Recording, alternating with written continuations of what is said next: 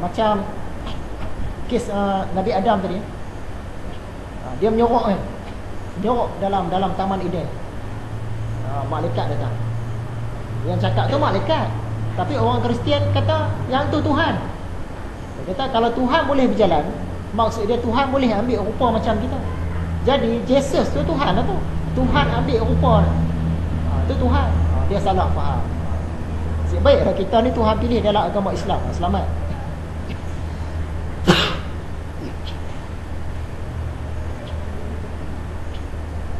Pokok ketiga, perkara ketiga, kita kena percaya, kita kena tahu bahawa Allah Ta'ala tu hidup. Mustahil dia mati, mustahil dia tak hidup. Barang siapa ada ilmunya dan tenaganya, tentu saja ada hidupnya. Jika tergambarlah seorang yang bertenaga, berilmu, berbuat dan pengatur tanpa ada ia hidup, maka bolehlah diragukan mengenai hidupnya haiwan-haiwan ketika ia bolak-balik bergerak dan berdiam diri. Bahkan mengenai hidupnya ahli-ahli teknik dan perusahaan. Jadi Tuhan, bila dia buat alam ni sedemikian cantik, kita pun percaya dia mengatur alam ni, dah tentulah dia hidup. Takkanlah dia tu mati ataupun tak hidup, tiba-tiba kita kata dia mengatur alam. Dia sedang memerintah lah ni. Macam mana nak kata dia sedang memerintah sebab dia mati? Contohlah Sultan Azlan, dia dah mangkat. Tiba-tiba kita kata sekarang ni yang duk memerintah negeri Perak ni Sultan Azlan lah. Yang orang kata dia gila ke apa? Sultan Azlan dah mangkat dah. Raja Nazrin dah memerintah. Dia dah Sultan Azlan yang masih memerintah, tak kena.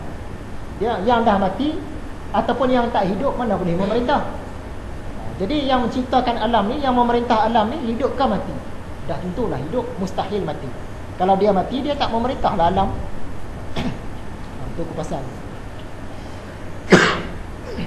Jadi kita kena percaya, yang pertama tadi, Tuhan Maha Berkuasa. Dia berkuasa ke atas segala sesuatu. Yang kedua, Tuhan Maha Mengetahui. Dia tahu semua, segala sesuatu dia tahu. Yang akan datang pun dia tahu. Tak usah ragu lagi dah.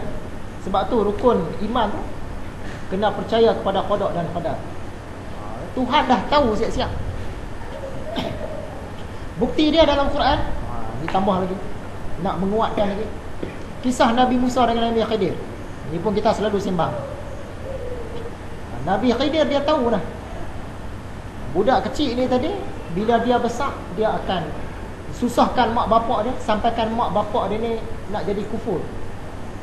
Jadi dia ni kena bunuh siap-siap. Nabi Khidir pun jumpa satu orang budak, bunuh siap-siap. Terkejut Nabi Musa, kata mana boleh bunuh, budak ni tak buat salah lagi. Tak buat salah lagi dah bunuh dah, mana boleh. Ikut undang-undang agama mana pun tak boleh. Padahal ilmu yang ada pada Nabi Khidir lain. Sebab Tuhan dah tahu dah, budak ni bila dia besar nanti dia akan susahkan mak bapak dia. Bukan setakat susah biasa, sampaikan mak bapak dia yang beriman tadi jadi kufur.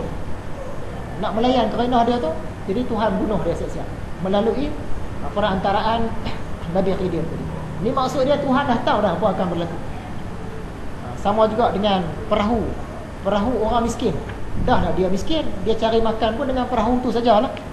Datang Nabi Khidir, dia tebuk lubang, bagi bocor. Nabi Musa dia tak puas hati lah. Dah orang miskin punya, bagi bocor pula. Rupa-rupanya lepas tu ada satu orang pemerintah yang zalim, dia rampas semua kapal-kapal. Nasib baik kapal orang ni bocor. Bila bocor selamat, orang tu tak ambil. Jadi bolehlah dia tampai kapal tu cari makan. Kalau kapal dia tadi tak bocor, alamatnya kena ambil. Nak buat yang baru lambat.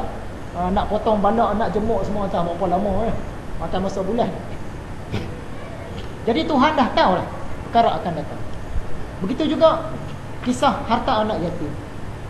Sampai ke satu perkampungan, Nabi Musa, Nabi Khidir minta makan minum sikit. Orang kampung tu sombong, tak mau bagi, tak mau layan tetamu. Tiba-tiba ada satu dinding macam tembok, mungkin dinding rumah, dah nak runtuh dah. Nabi Khidir tadi dia pergi perbaik dinding tu bagi elok. Nabi Musa pun pertikai juga. Penduduk kampung ni dah lah sombong dengan kita. Bila ada binaan mereka yang rosak, kamu tolong perbaik pula. Rupa-rupanya dalam dinding tu ada harta anak yatim. Kalau dinding tu tak perbaik sekarang, harta anak yatim tu akan terkeluar, orang akan makan harta tu. Anak yatim tadi tak dapat harta tu dah. Jadi bila Nabi Khidir dia simen, dia buat elok-elok lah. Jadi sempatlah budak tadi, dia cukup umur, dia akan uruskan harta tu, dapat kat dia. Jadi Tuhan dah tahu dah perkara akan datang. Tak boleh disangsikan lagi. Kita ni syurga ke neraka ke, Tuhan dah tahu siap-siap dah. Tapi tak boleh dijadikan alasan kita tak mau beramal. Aku tak semayang pun Tuhan dah tentu dah syurga neraka. Tak payah. Tak kena. Ahli sunnah wal jamaah dia tetap kena usaha. Pengajaran dia tadi daripada kisah Firaun Namrud tadi. Tuhan dah tahu dah mereka berdua ni tak akan beriman. Tapi Tuhan perintah juga Nabi Musa, Nabi Harun, Nabi Ibrahim pergi dakwah. Jadi kita ni Tuhan dah tahu dah neraka ke syurga, Tuhan tahu dah. Tapi Tuhan tetap perintahkan kita buat yang baik, tinggal yang jahat. Yang ketiga, kita kena yakin Tuhan ni hidup. Mustahil dia mati.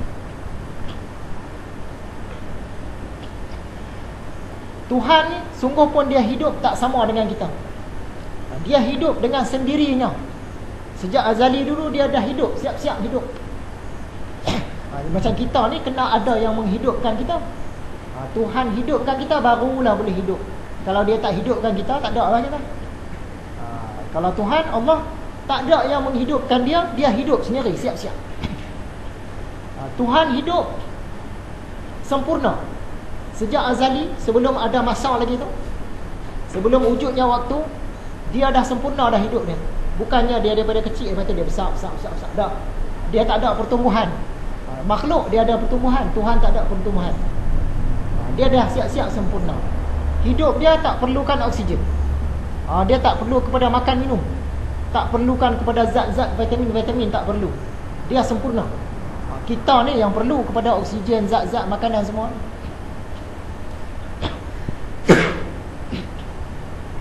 Sebab tu penyembah-penyembah berhala dia hidangkan makanan. Hidangkan makanan. Padahal dia pun faham Tuhan tak makan. Dia tak perlukan makanan tu, tapi dia hidang juga. Masa saya kecil-kecil, hidup di pokok asam tu banyak tepi jalan. Zaman tu banyak, sekarang tak ada lah. Kalau ada pun yang palsu kan. Dulu yang betul-betul tu buah menas, buah limau. Kita tunggu teksi tengok apa tepi ni. Ada buah-buah. Merata jalan tu ada. Masa saya kecil-kecil tunggu bas tunggu teksi kan. Sekarang tak ada. Kalau tanya mereka pun percaya Tuhan tak makan dia tu. Tapi dia sembuh juga. Yang keempat, kita kena yakin, mengetahui bahawa Allah Ta'ala berkehendak, beriradah. Tuhan ni ada kemahuan dia. Dia nak ciptakan manusia. Dia nak jadikan langit dan bumi. Dia nak jadikan Nabi Muhammad. Dia nak jadikan kiamat. Dia nak jadikan syurga neraka. Dia nak jadikan malaikat, jin, manusia. Dia nak jadikan makhluk ni. Jadi dia ada kehendak. Kalau sebab setengah agama lama, agama purba di India dan di China ni, Tuhan ni tak ada kehendak. Alam ni jadi pun dia pun tak tahu. Dia Tuhan tapi alam ni jadi dia pun tak tahu. Dia tak ada apa-apa kehendak. Alam ni dia biar sendiri. Alam ni nak rosak ke, nak elok ke, nak jadi manusia ke, jadi apa ke, sendiri alam ni. Tuhan tak ada kehendak. Ikut kepercayaan ni. Kalau ikut kita, Tuhan ada kehendak.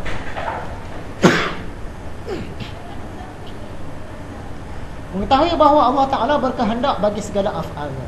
Segala perbuatan Allah ni atas kehendak dia. Maka tak adalah yang mawujud melainkan bersandar kepada kehendaknya dan datang dari iradahnya. Dialah yang menjadikan dan mengembalikan yang berbuat kehendaknya. Ikut suka dia nak buat kita ni macam mana. Bagaimana dia tak ada kehendak? Setiap perbuatan yang datang daripadanya, mungkin bahawa datang lawannya. Dan yang tak ada lawannya, mana mungkin datang itu sendiri sebelumnya atau sesudahnya. Dan khudrah itu adalah bersesuaian bagi dua yang berlawanan, dan bagi dua waktu sebagai satu kesesuaian. Orang ni nak mati kan nak hidup? Pada tarikh sekian-sekian, orang ni hidup ke mati? Tuhan dia pilih. Tarikh sekian-sekian, orang ni hidup. Ataupun dia kata tarikh sekian-sekian, orang ni mati. Dia mesti ada lawan, hidup atau mati. Kenapa tiba-tiba orang ni mati? Dulu hidup, tiba-tiba mati. Maksud dia ada kehendak Tuhan di situ. Tuhan nak dia mati. Kenapa kita ni masih hidup, tak mati sekarang? ada kehendak Tuhan. Sebab dia berlawan. Tak hidup mati, tiba-tiba kita hidup. Maksud dia ada kehendak Tuhan. Dia nak kita hidup. Nanti bila kita dah mati, ada kehendak Tuhan juga. Dia nak kita mati. Jadi ada kehendak Tuhan.